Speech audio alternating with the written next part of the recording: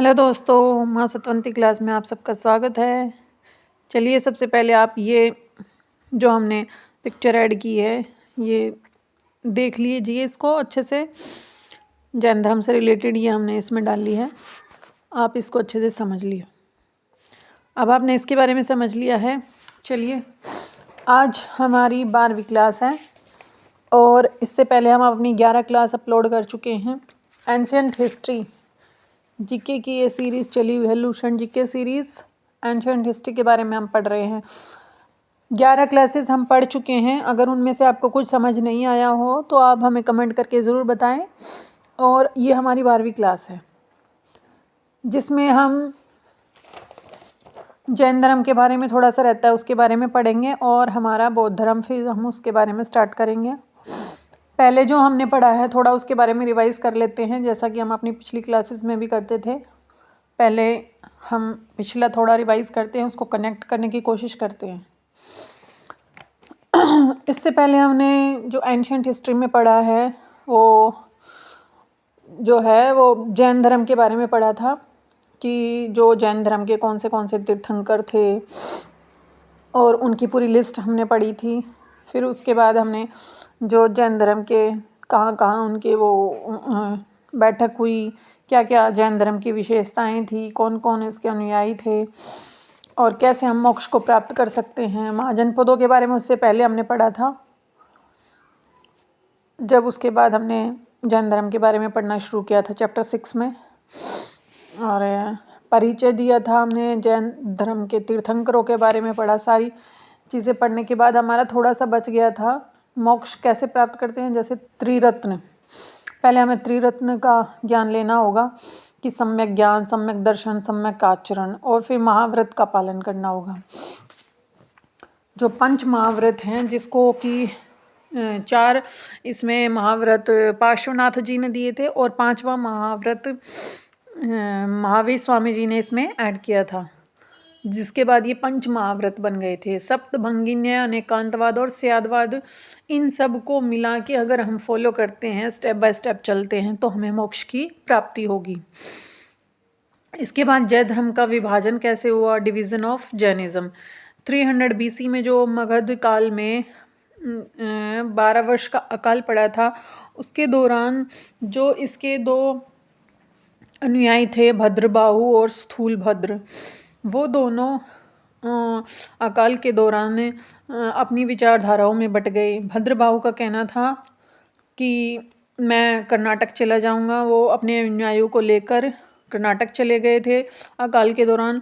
लेकिन स्थूलभद्र का कहना था कि चाहे अकाल पड़ो या कुछ भी पड़ो, मैं मगध को छोड़कर नहीं जाऊंगा। ये जैन धर्म की भूमि है और मैं यहीं अपने अनुयायियों के साथ रहूंगा, चाहे अकाल पड़े, कुछ भी हो जाए। तो उन्होंने वहीं पर निवास किया। और जो स्थूलभद्र थे उसके अनुयायी श्वेत वस्त्र धारण करते थे, इसलिए उनको श्वेतांबर कहा गया। और जो भद्रबाहु के अनुयायी थे वो नग्नावस्था में रहते थे, इसलिए उनको दिगंबर कहा गया, उनको दिगंबर नाम दिया गया। फिर जब 12 वर्षों का अकाल खत्म हुआ, उसके बाद जो भद्रबाहु है वो वापस मगध आ गए और फिर इनके बीच कॉन्फ्लिक्ट हुआ, विभाजन हुआ और ये इनकी विचारधाराओं का आपस में टकराव हुआ। इस कारण ये धर्म 2 भागों में बट गया। उसके बाद जो हमारे मेजर फैक्ट्स हैं, प्रमुख तथ्य हैं जैन धर्म के, उनके बारे में पढ़ते हैं। जैन धर्म को मानने वाले कुछ राजा थे, जो उनके नाम हम आपको बताते हैं, जैसे उदयन वदराजा, चंद्रगुप्त मौर्य, कलिंग नरेश, खारवेल, राष्ट्रकूट राजा अमोघवर्ष, चंदेल शासक। जिन राजाओं ने इस धर्म को फॉलो किया, इस धर्म का पालन किया, इस धर्म का प्रचार प्रसार किया और उसको आगे बढ़ाने की कोशिश की, तो उन राजाओं के नाम हमने आपको बताए। इनको आप अवश्य याद रखें। पेपर में कई बार नाम पूछ लेता है, किसी भी राजा का 3-4 राजाओं के नाम दे देता है और पूछ लेता है कि ये कौन से धर्म को मानने वाले थे, या फिर धर्म का नाम दे देगा कि जैन धर्म के मानने वाले राजा का नाम बताओ, उसमें से छांटो। तो इस तरह से कई तरीके से ये क्वेश्चन पूछा जा सकता है। एग्जामिनर कैसे भी घुमा सकता है एग्ज़ाम में क्वेश्चन को। नेक्स्ट है मैसूर में जो गंग वंश थे, गंग वंश के चामुंड ने श्रवण बेलगोला में बाहुबली की मूर्ति बनवाई है। और जो मूर्ति का निर्माण करवाया गया वो गोमतेश्वर में करवाया गया है। मौर्य युग में मथुरा जो है प्रसिद्ध केंद्र था जैन धर्म का। खजुराहो में जैन मंदिरों का निर्माण चंदेल शासकों द्वारा किया गया है। ये खजुराहो में जो जैन मंदिर हैं ये काफ़ी फेमस है, चंदेल शासकों द्वारा बनवाए गए। ये कभी टाइम मिले तो आप भी घूम के आइएगा। अब हम अपने नेक्स्ट चैप्टर पर आते हैं जो कि है 7 चैप्टर अध्याय 7 बौद्ध धर्म। जो बुद्धिज़्म है, जैसे कि आप ऊपर अपने इसमें देख रहे होंगे वीडियो में, अगर आपको अच्छे से शो ना हो रहा हो तो थोड़ा सा जूम करके देख ले। चैप्टर 7 अब हम उसके बारे में पढ़ते हैं। वैदिक रिलीजन जो बौद्ध धर्म का था, बौद्ध धर्म से पहले जो वैदिक रिलीजन था हमारा, जो वैदिक धर्म था, उसमें काफ़ी प्रदूषण फैल गया था। जैसा कि हमने जैन धर्म के बारे में पढ़ा, तभी भी बताया था कि जो हमारा धर्म था उसमें काफ़ी कुरीतियाँ आ गई थी, पोल्यूशन आ गया था। उन कुरीतियों को दूर करने के लिए या उनसे छुटकारा पाने के लिए जो प्रजा है उसने, जनता ने अन्य धर्मों की ओर रुख किया और उन विकल्पों में उन्हें जो संप्रदाय मिले, उनमें 2 संप्रदाय मिले, जो 2 धर्म मिले। दोनों धर्मों के उदय का एक ही कारण था कि वैदिक रिलीजन में कुरीतियाँ आ गई थी, जैन धर्म और बौद्ध धर्म।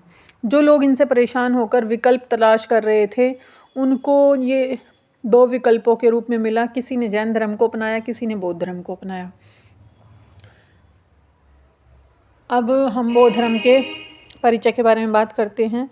जीवन और ज्ञान, इसकी विशेषताओं के बारे में पढ़ेंगे, तथ्य फैक्ट्स के बारे में पढ़ेंगे। जो इसका परिचय है उसमें हम सबसे पहले संस्थापक के बारे में पढ़ते हैं। गौतम बुद्ध इस धर्म के संस्थापक थे। इनको लाइट ऑफ एशिया, एशिया का ज्योतिपुंज भी कहा जाता था। जन्म, जो गौतम बुद्ध का जन्म है वो 563 BC लुम्बिनी कपिलवस्तु में हुआ था और इसकी जानकारी हमें कैंटोन चीनी अभिलेख से मिलती है। और जो इनके बचपन का नाम था वो सिद्धार्थ था और जो इनके जन्म का प्रतीक था, सिंबल था, वो कमल और सांड था। इनके पिता जो थे वो शुद्धोधन शाक्यगण के मुखिया थे। माता का नाम माया देवी था, जिनकी 7 दिन के बाद, इनके जन्म के 7 दिन के बाद ही इनकी माता की मृत्यु हो गई थी और प्रजापति गौतमी द्वारा इनका पालन किया गया था। जो इनका विवाह है वो 16 वर्ष में यशोधरा के नाम की लड़की से हुआ और जिनसे इन्हें राहुल नाम के पुत्र की प्राप्ति हुई। जो इनके पिता थे शुद्धोधन, उनके पास इनके जन्म के कुछ दिनों बाद कोई ज्ञानी ध्यानी पुरुष या कोई वो आए, जैसे भी कोई बाबा वगैरह आ जाते हैं या फिर कोई महाराज जी आ जाते हैं, तो वो कुछ बताने लगते हैं बच्चों के बारे में, भविष्य के बारे में। ऐसे ही इनके पिता के पास राजा शुद्धोधन के पास भी कोई आया और उन्होंने ऐसी भविष्यवाणी की कि तुम्हारा बेटा जब बड़ा होगा तो वो संन्यास ग्रहण कर लेगा और इस सारे राज दरबार और पूरे महल सबको छोड़ के चला जाएगा और वो संन्यास ग्रहण कर लेगा।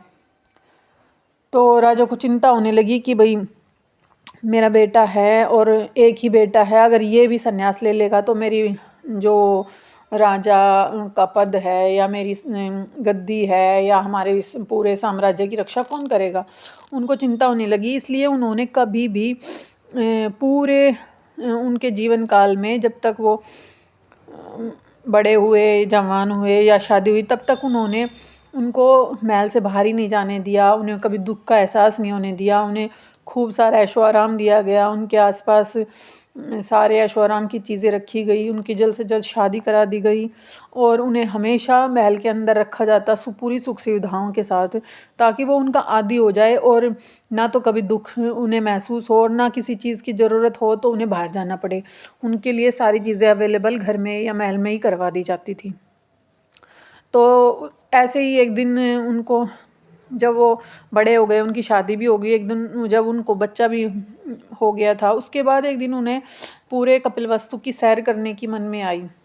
तो जब राजा सिद्धार्थ को इस बारे में राजा शुद्धोधन को इस बारे में पता चला तो उन्होंने उनके लिए एक घोड़ा मंगवाया जिसका नाम था कंथक, और उनके लिए एक सारथी बुलवाया गया जिसका नाम था चन्ना, और उनके लिए पूरी पालकी वालकी तैयार की गई कि वो उसमें बैठकर पूरे कपिलवस्तु की सैर करके आए। तो जब वो पूरे साम्राज्य की सैर करने गए तो उन्हें 4 दृश्य देखे जो कि उन्होंने आज से पहले कभी देखे ही नहीं थे। जब वो महल से बाहर ही निकलेंगे तो वो अलग अलग प्रकार के दृश्य कैसे देखेंगे। उनमें उसने पहला दृश्य देखा कि कोई बूढ़ा आदमी जा रहा था और वो काफ़ी दुखी था, परेशान था अपनी बीमारियों से, अपने बुढ़ापे से। तो उन्होंने अपने सारथी चन्ना से पूछा कि सारथी ये कौन है। उन्होंने बताया कि ये एक बूढ़ा आदमी है। फिर उसके बाद उसने एक बीमार व्यक्ति को देखा, अ सिक पर्सन, ओल्ड मैन देखा सबसे पहले। फिर उसके बाद सिक पर्सन को देखा तो वो भी काफ़ी दुखी था, बीमार था, अपनी बीमारी से ग्रसित था, तो उन्हें भी काफ़ी परेशानी महसूस हुई। तो उनको देखकर भी जो बुद्ध थे वो काफ़ी दुखी हुए। उसके बाद उन्होंने शव को देखा, एक डेड बॉडी जा रही थी, उसको देखा। तो उन्होंने अपने चन्ना सारथी से फिर से पूछा कि चन्ना ये क्या है। तो उन्होंने कहा कि महाराज ये डेड बॉडी है, शव है, मतलब कोई आदमी मर गया है और उसको अंतिम क्रिया के लिए लेके जा रहे हैं। फिर उन्हें काफ़ी आश्चर्य हुआ और वो काफ़ी चिंता में पड़ गए और उन्होंने कहा कि अच्छा, इंसान मरता भी है। तो उन्होंने कहा हाँ, जो भी इंसान पैदा होता है तो वो मरता भी है। उसके बाद उन्होंने एक सन्यासी को देखा, अ मोंक काफ़ी खुश और प्रसन्न दिखाई दिया उन्होंने। फिर उन्होंने अपने सारथी चन्ना से फिर पूछा कि चन्ना ये कौन है, ये तो काफ़ी खुश नज़र आ रहा है।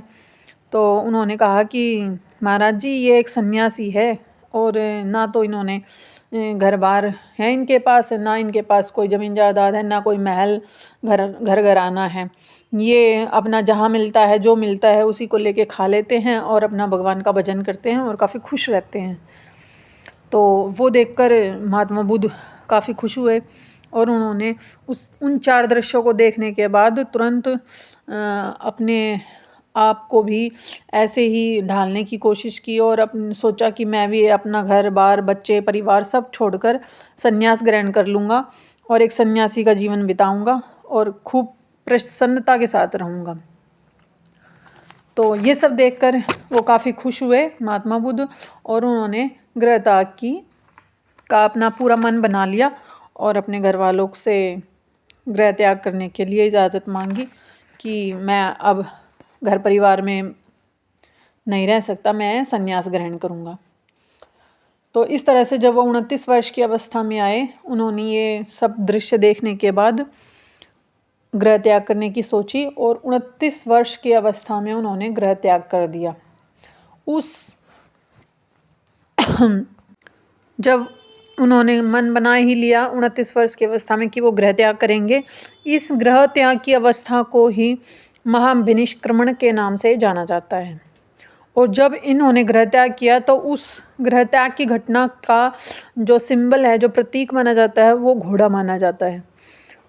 उसके बाद जब इन्हें ज्ञान प्राप्ति हुई, ज्ञान नॉलेज, तो वो कैसे हुई उसके बारे में भी हम आपको समझाते हैं कि जो वैशाली नामक स्थान है, वहाँ पर उन्होंने एकदम से तो किसी को ज्ञान की प्राप्ति हो नहीं जाती है। वो जब धीरे धीरे कोशिश करते हैं तो उसमें काफ़ी बाधाएं भी आती हैं, काफ़ी लोगों का मिलना जुलना और उनसे बिछुड़ना भी होता है। इसी तरह महात्मा बुद्ध के साथ भी हुआ। वैशाली नामक स्थान पर उन्होंने जब तपस्या की, कोशिश की तपस्या करने की, साधना करने की, तो वहाँ उन्हें अलार कलाम मिले। अलार कलाम जो कि इनके प्रथम गुरु कहलाए, उनसे उन्होंने सांख्य दर्शन की शिक्षा ली और अलार कलाम को अपना प्रथम गुरु बनाया।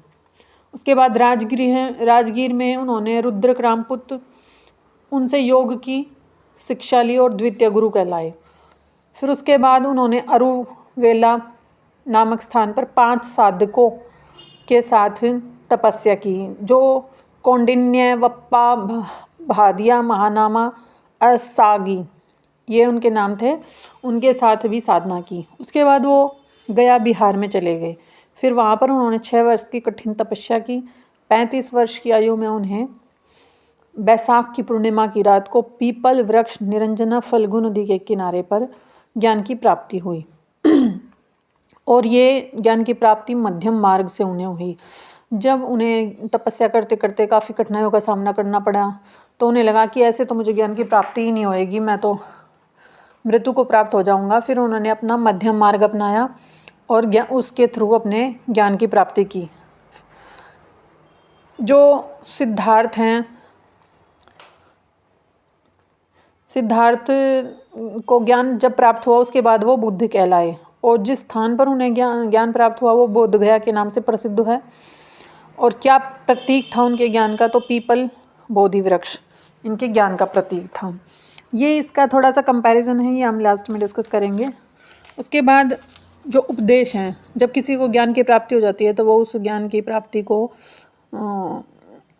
किसी को देता है, किसी उस नॉलेज को किसी से शेयर करता है तो वो उपदेश बन जाती है। जो प्रथम उपदेश उन्होंने दिया ऋषिपत्तनम में दिया, सारनाथ नामक स्थान पर। उसके बाद धर्मचक्र प्रवर्तन, इस घटना को धर्मचक्र प्रवर्तन कहा गया। फिर थर्ड नंबर है सर्वाधिक उपदेश उन्होंने कहाँ दिए? तो श्रावस्ती में सर्वाधिक उपदेश दिए। और श्रावस्ती कौशल की राजधानी है। जो उपदेश दिए उन्होंने वो पाली भाषा में दिए। जो इन्होंने भाषा को अपनाया तो वो भाषा उपदेश की पाली भाषा थी। उसके बाद है अनुयायी। उनके कौन कौन अनुयायी बने? तो बुद्ध के अनुयायियों में सबसे पहले बिंबिसार, प्रसेनजित तथा उदायन, और आगे चलकर अशोक भी इनके अनुयायी बने। जो प्रथम अनुयायी था उनका वो तपस्यु और कल्की था। नेक्स्ट है जो इनकी मृत्यु हुई थी वो कैसे और कहाँ पर हुई? 483 BC में कुशीनारा देवरिया यूपी में इनकी मृत्यु हुई थी। उस घटना को महापरिनिर्वाण के नाम से जाना जाता है। और जो इसका प्रतीक चिन्ह था उनकी मृत्यु का तो वो स्तूप माने जाते हैं। और जो बुद्ध के अवशेषों को 8 भागों में बांटकर उनके ऊपर 8 स्तूप बनाए गए हैं। मल्ल राजा द्वारा अंतिम संस्कार किया गया था। और जो इस धर्म की विशेषता है वो है अनिश्वरवाद, do not believe in God, भगवान में विश्वास नहीं करते थे। अनात्मावाद, डू नॉट सोल, जो ये धर्म है ये आत्मा में विश्वास नहीं करता, सोल में विश्वास, बिलीव नहीं करता। नेक्स्ट है पुनर्जन्म, तो बिलीव इन रीबर्थ, ये पुनर्जन्म में विश्वास रखते थे। कर्मवाद को भी इन्होंने माना है, कर्म में विश्वास करते थे। और मोक्ष की प्राप्ति कैसे होगी? तो जैन धर्म वाले तो कठोर मार्ग को अपनाते हैं, लेकिन बौद्ध धर्म वाले कहते हैं कि कठोर धर्म अपनाने की आवश्यकता नहीं है। अपने आप को जैसे भी कन्वीनियंट हो वैसे ही मध्यम मार्ग के थ्रू अपनी मोक्ष की प्राप्ति करो। जो गौतम बुद्ध हैं वो उन्होंने 4 आर्य सत्य दिए हैं कि दुख, सबसे पहले दुख, संसार दुखों से भरा हुआ है। फिर दुख का कारण है इच्छा की समाप्ति नहीं होती तब तक हमें निर्वाण की प्राप्ति नहीं होगी। जब तक हमारी इच्छाएं बढ़ती जाएंगी हमारे दुख के कारण बढ़ते जाएंगे। हमें जितनी ज़्यादा लालसा होगी, इच्छा होगी, उतने ही हमारे ज़्यादा से ज़्यादा दुख बढ़ेंगे। तो इसलिए हम अपने इच्छाओं को समाप्त कर दो और दुख भी अपने आप ही समाप्त हो जाएंगे, और ऐसे ही हमें निर्वाण की प्राप्ति हो जाएगी, जो कि हमारा मुख्य लक्ष्य है। दुख को दूर किया जा सकता है, लेकिन दुख को दूर करने का एक स्पेशल पाथ है, एक स्पेशल वे है, एक प्रमुख मार्ग है। दुख को दूर करने का मार्ग क्या है वो भी इसमें बताया गया है कि जो दुख को दूर करने का मार्ग है वो 2 तरह से है। कैसे? अष्टांगिक मार्ग हैं और 10 शील है। अष्टांगिक मार्गों को अपनाना होगा और 10 शील को अपनाना होगा, तब जाके हमें मोक्ष की प्राप्ति होगी और हमारे दुख को दूर कर सकते हैं हम। इस तरह से हम, अब ये थोड़ी हमारी बड़ी क्लास होती जा रही है, इसको हम नेक्स्ट क्लास में पढ़ेंगे कि कैसे हम अपने दुखों को दूर कर सकते हैं, कैसे हम अष्टांगिक मार्ग को अपनाएंगे, 10 शील को अपनाएंगे। तो दुख को दूर करने के लिए हमें अष्टांगिक मार्ग और 10 शील को अपनाना होगा, और उसको कैसे कैसे फॉलो करना है ये हम नेक्स्ट क्लास में डिस्कस करेंगे, और कौन से 10 शील हैं और अष्टांगिक मार्ग हैं। चलिए, थैंक यू दोस्तों, हैव ए नाइस डे। आप हमारी वीडियोस को लाइक करें, शेयर करें, और अगर अभी तक आपने हमारे चैनल को सब्सक्राइब नहीं किया है तो उसको आप सब्सक्राइब कर लें और बेल आइकन को प्रेस कर लें, ताकि आपको वीडियो को अपलोड होते ही तुरंत अपडेट मिल जाए, तुरंत नोटिफिकेशन मिल जाए, और आप अपनी लूशन जीके सीरीज़ को अच्छे से कंप्लीट कर पाओ, वॉच कर पाओ, और अपनी नॉलेज को अच्छे से ज़्यादा बढ़ा पाओ। और अगर आपको ये वीडियोस अच्छी लगे तो कमेंट करके ज़रूर बताएं कि आप ये वीडियो कहाँ से देख रहे हैं और आपको इससे क्या क्या फ़ायदा मिल रहा है। और अच्छी लगे तो आप लाइक करें और अपने दोस्तों को भी शेयर करें। Thank you, have a nice day.